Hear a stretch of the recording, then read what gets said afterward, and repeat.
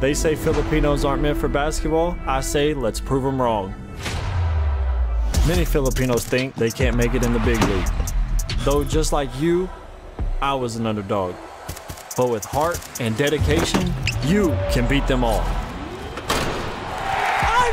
Experience the games like no other. Catch the action live with Arena Plus and get rewarded with excitement. Push your passion to play. Plus more with Arena Plus.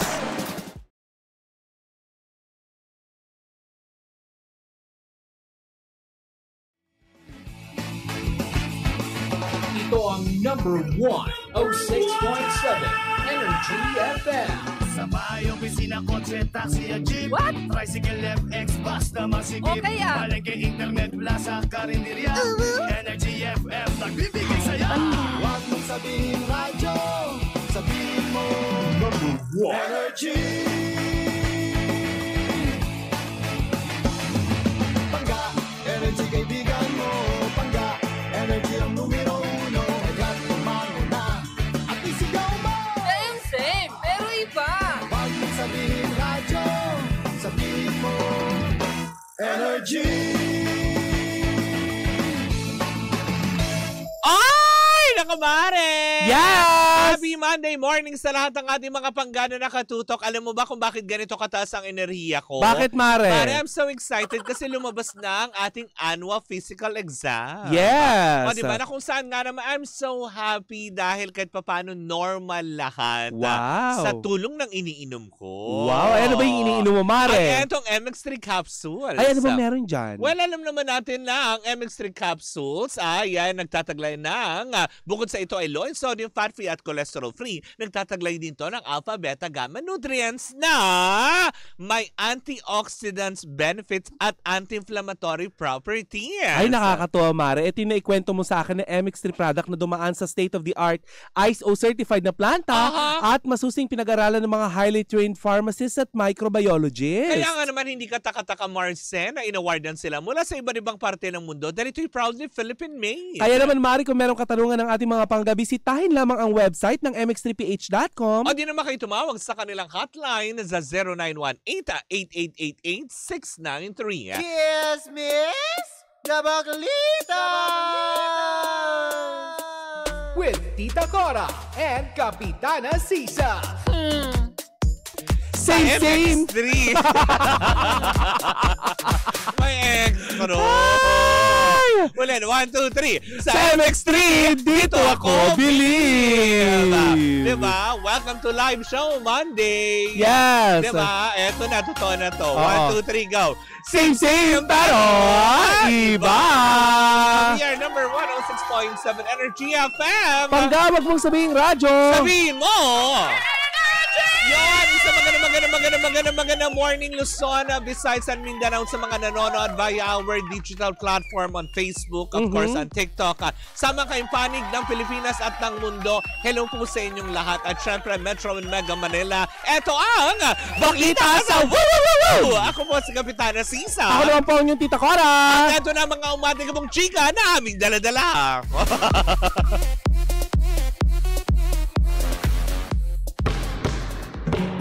Make your NBA viewing more exciting! Watch your NBA games sa arenaplus.ph. Sign up now to get a welcome bonus of up to 3,188 pesos. Just like Jordan Clarkson and Austin Reeves. Tara, pasok na sa Arena Plus. Astig sa sports. Gaming for 21 years old and above only. Keep it fun. Game responsibly. Download Arena Plus app now in App Store. You can watch it also at arenaplus.ph. Sa Arena Plus, astig sa sports. Gaming is for 21 years old and above only. Keep it fun. Game responsibly. Chika sa Arena!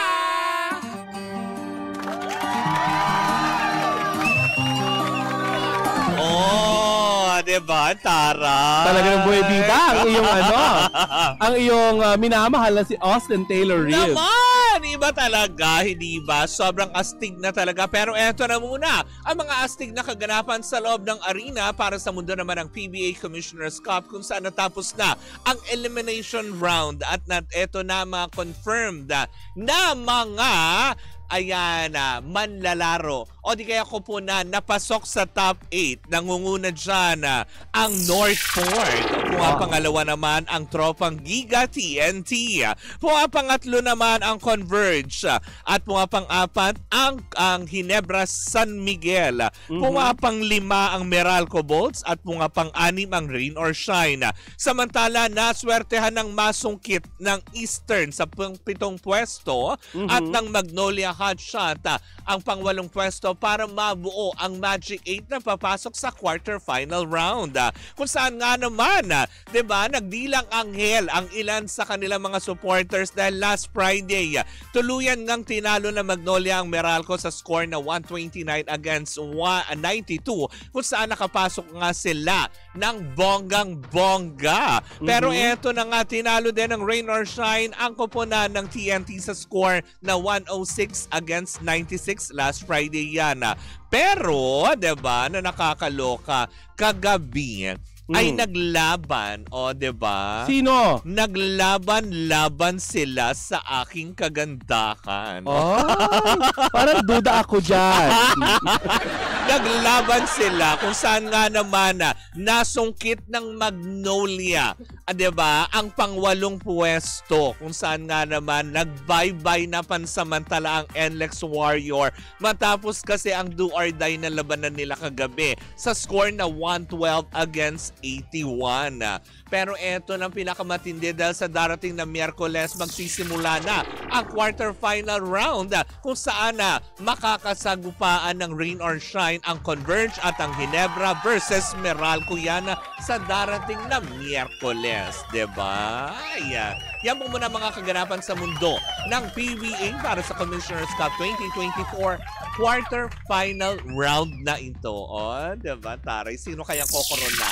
Correct. Malalaman natin yan. Wala sa iba pang balita. Tita Cora, pasok! Mare, isang matinding Sky Gunner mode ang pinakita ni Kevin Kiambao sa kanyang unang panalo sa Korean Basketball League. Matapos ang isang apparent injury sa kanyang debut game nitong 2025, ay hindi nagpatinag si Kevin Kiambao at nagpasabog ng 6 na 3 sa kanyang dominanting performance at nagtala siya ng 36 points at 12 rebound. Dahilan para, Mare, itakas ayan, ng Goyang Sonu Sky Gunner ang panalo kontra sa John Woo. Ayan. In fairness. Sa score, Mare, na 86-82. At hindi lang yan, Mare, hindi lang niya nadala ang panalo sa kanyang kupunan, kundi nireset din niya. Nireset ang kanyang career best mula nung 33 points sa UAAP patungo sa 36 points sa Korean Basketball League. Toroy. Sa kanyang unang laro sa Korean Basketball League, Mare, si Kevin Kiambao ang may average na 31.2 points per game. Na nagpapakita ng kanyang mabilis na pag-angkop sa International Basketball League. Ay, ang tanong, Mare, ito na nga ba ang simula ng kanyang pananalasa sa international scene? Abangan natin ang mga susunod na laban ni Kevin Kiambao dito lang sa Chika sa Arena. Ang taray! Ang daming pinakawalang tres nun Kaya nga. At lahat shoot. Oo. Yan ang mga gusto kong player. Yung pag tumira, walang shoot. mintis. Ganun. Bakit? Totoo naman na. Gusto ko rin naman na walang mintis. Gusto mo rin naman na shooter, di ba? Yes! Bakit? Kasi kapag hindi shooter, di ba? Yung bebengkong-bengkong dun sa gilid ng court, di ba? Hindi. At Sakit kaya nun? Pag tinatamaan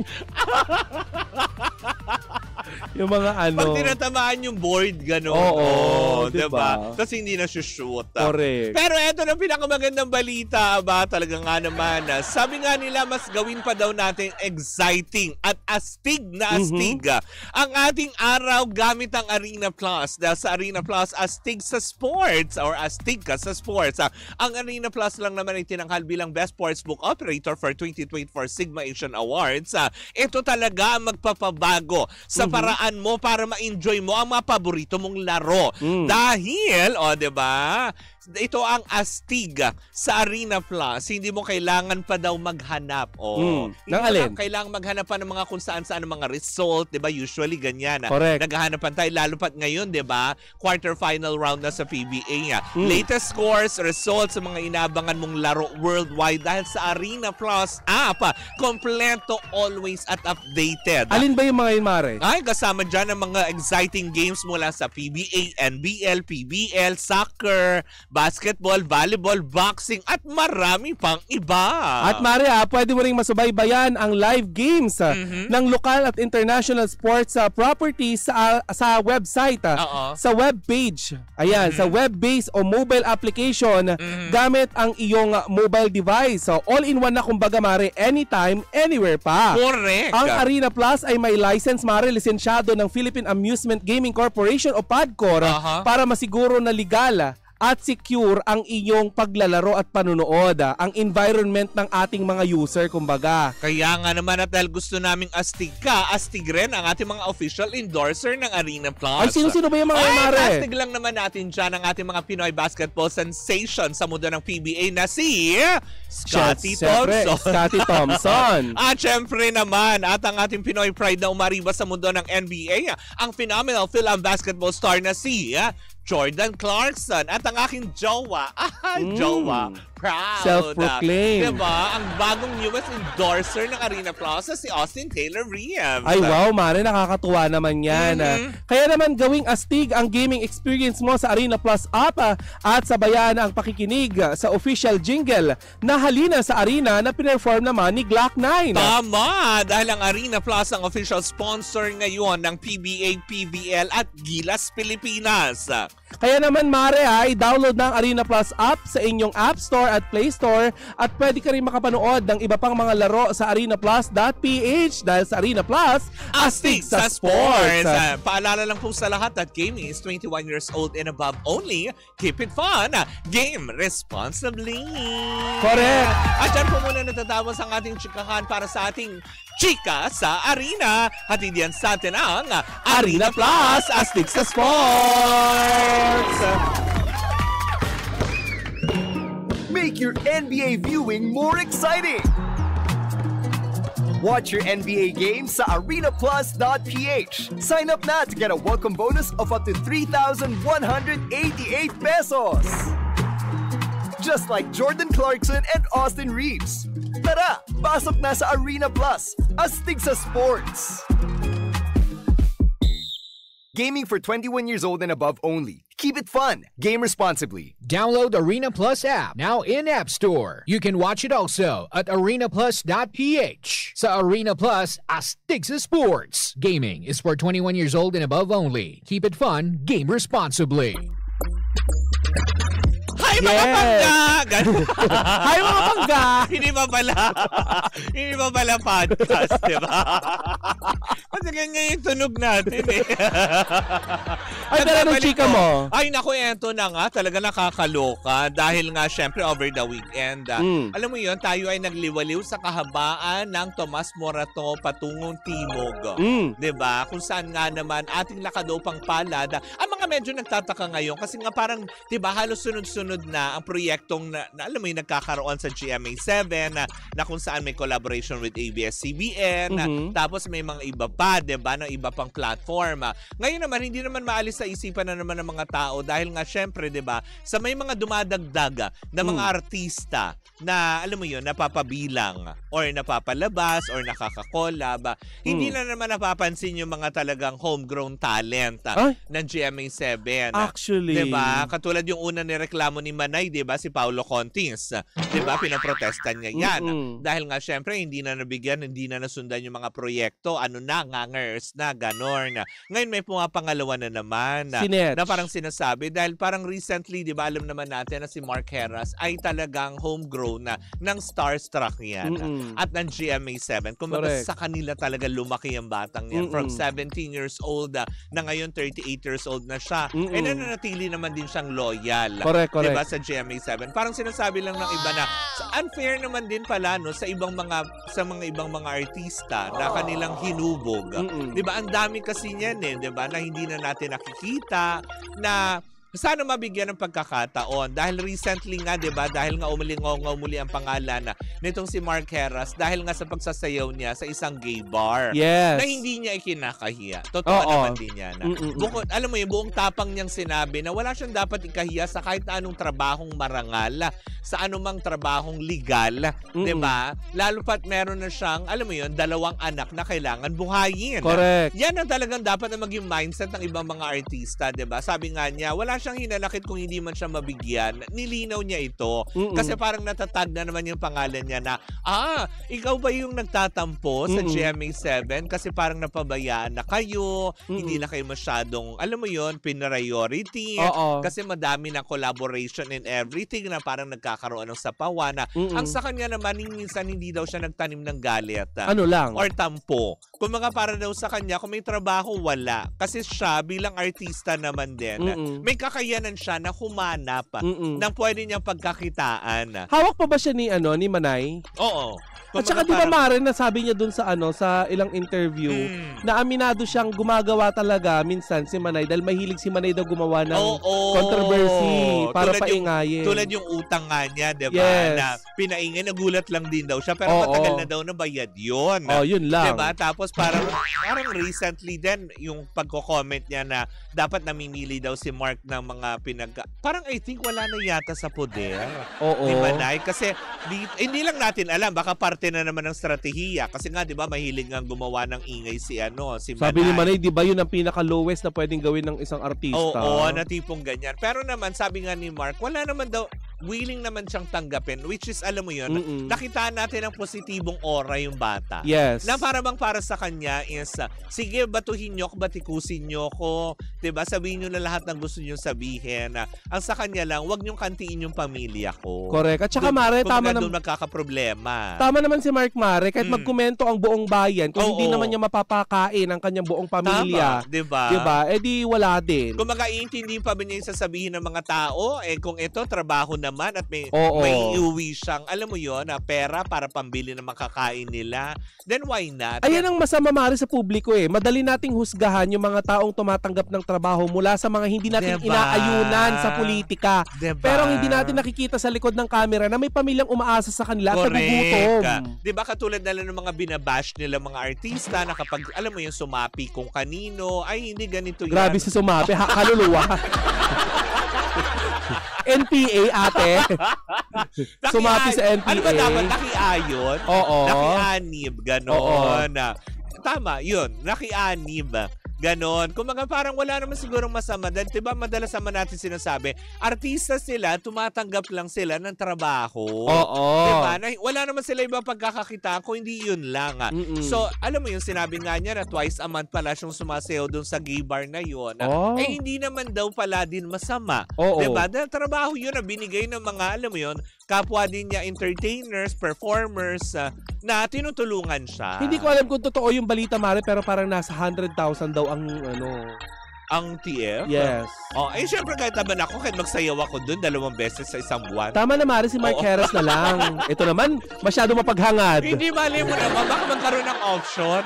100,000 Hindi, punuan sila doon. Kaya ko mag-VIP. Paano yung sayaw, Mare? Paano yung sayaw na parang, kunwari, nagsasayaw ka tapos napipilitan ka lamang? Ganon. Kunwari, ginagawa mo to para sa pamilya mo. Para sa pamilya. Para sa pamilya. Pero hindi ka magsasalita, sira ulo ka. Paano maririnig ng mga nasa radyo?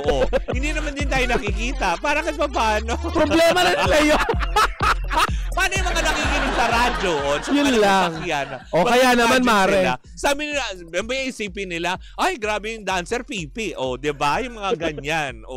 Diba? No offense sa mga pipi, na dancer, ha? Correct. Ang hirap na, di mo naririnig yung tugtog. Hindi, ako yun, diba? May isipin ng mga nakikinig sa radyo. Ako po yun. Wala akong dinadamay nito tao. But anyway, balik tayo kay Mark Heras. Pero kung ganyan man yung TF, diba? Saan nga yung gay bar na yan? Kaya ko din magsayaw na nakapanty. Sa mo itatago yung ampalaya? Ay, ako na bahala doon. Nandang magsayaw, ganun ang presyo. Pero dapat tagong-tago mo, ha? Tandaan mo, para sa pamilya. Itatago mo yung maitatago ko ang mga lato-lato. Kaya kong iakit sa lalamunan ko yun. O kaya inyosok mo sa werut. Tapos, jumutot siya bebang yung lola Kaya mo. kung sundutin yun para umakit muna dito sa lalamunan. Bakla ka! Alang-alang sa pamilya. Bito ka ng isda. Pag sinabi, ano meron dyan sa ano mo? Ba't nandiyan sa leg mo? Caviar. Hindi, hasang ang tawag. Yung baklang dancer ng Twitter. Ano ba yan? Kumanta ka na lang Kapitana Sisa yung trending yun. Di sinakal ko to. Di ka na papayat. Oh. Huwag ka nang umasa pa na papayat ka pa. Okay, pasok. Body shaming na naman. Tama. Sayang airtime. Uy, para kay Toby yun. Talaga. Hoy, loka-loka. Hirap na siya magpapaya. Para sa kaalaman na lahat, si Baby Toby kasi, gumagastos para sa kakainin niya, linggo-linggo. Grabe. Ikaw ba namang hindi mananaba kung triple cheeseburger lang yung kain mo? Stress na kasi. Hindi na niya alam ang uunahin niya. Diba? Triple cheeseburger. Tapos mag-noodles sa sandamakmak ang mozzarella cheese. At saka mare, sa pagmamadali niya, minsan isinasabay na niya yung pagkain sa pagtututbrush. Pero hindi, yun na nga, diba? Wala naman siguro din masama. Tama lang din at sana, diba, pamarisa ng iba mga artista yung pagka-positive ng outlook, diba, sa buhay ni Mark Heras. Diba? May mga ilang punto ng buhay ni Mark Heras na hindi na dapat pamarisa ng mga artista. Oo. Kasi syempre sabi naman niya naligaw din siya ng landas, correct. Diba? Pero habang mainit ang pangalan, lahat i-grab ninyo. Oo, 'di ba? I-grab niyo lang din, pero wag niyo rin kakalimutan na maging mabuti sa mga taong nakapaligid sa inyo habang kayo ay umaakyat. Correct. 'Di ba? Kasi sila rin naman din ang tutulong sa iyo in case na madapak at lumagapak ka ng husto. Correct. Taray, 'di ba? Pero ngayon pinag-iisipan. Alam mo, nakaka-proud si Mark kasi hindi siya nahihiyang ipagmalaki na siya ay pinalaki ng mga na mga kapatid natin sa LGBT, diba? Mag-asawang Becky. Correct, diba? Na wala naman din masama talaga. At tignan mo naman, hindi porket LGBT, miyembro ng LGBT nagpalaki sa kanya, tignan mo lumaki siyang responsable. Yes. Diba? Hindi ibig mabuti sabihin. Siyang ama. Oo, diba yung sinasabi ng ilan, ay, wag ka dumikit dyan, na tipong baka mahawa ka dyan. Anong tingin sa mga bakla? Mancha, ganyan. Kaya na nakakaloka kayo. sipon? Oo, diba? Na nakakaloka kayo. Kaya, diba? Kaya wag tayo masyadong mag-judge ng tao. Tsaka isa pa, sa aspeto ng buhay ni Mark Heras ngayon, wala na siyang pakialam. Basta sa kanya, kumita siya ng marangal at legal. Oo. Diba? Yun lang naman yun. Tsaka tama na yung pag-judge. Diba, Manay? Oo. Dapat ang pagsabihan yung mga hindi nagsusustento sa mga anak. Ay! Diba? Oo. But anyway. Paano magsusustento? Wala nga trabaho. Ay, naku, inekis ng MTRCB. Diba? Paano mag-work? Diba? Inekis. Hindi naman kasi talaga katulad nun, diba? Oo. Inekis yun kasi nga, board member pa din na nag-resolusyon. Oo. Diba? Na hindi talaga. Correct. Diba? But anyways, diba? Good luck to Mark Heras. Ayan, diba? Pwede nyo siyang antabayanan na sa mga shows niya. Supportahan man lang din natin. Oo. Diba? At saka sa mga gustong kumuha sa kanya, ha? Oo. Sa mga sa mga events. Correct. Open daw siya, Mare, kahit na hindi siya kahit na hindi... Hindi daw siya naniningil lang mahal na talent. Oo, kaya posible yung 100,000 na sinasabi mo. At siya ang naniningi, siya ang nagda-drive papunta diba? sa mga events. In fairness, syempre kasi kung ka pa ng driver, dagdag pa, mababawasan pa yung kita. Correct. Basta diba? hindi daw siya lugi. Oo. Yung mga ganyang aspeto. Pero ako, kung gusto niyo rin po, kung gustong kunin sumayaw. At yan ang kabuuan ng ating balita. Gusto niyo rin po kung kunin para sumayaw. Para makita niyo paano ko yung lato-lato ko. Paano mailipat ang lato-lato dito sa leeg, ano? Pangit, ate. Parang ang alien na ganun. Para akong hammerhead na yung pati. Shark.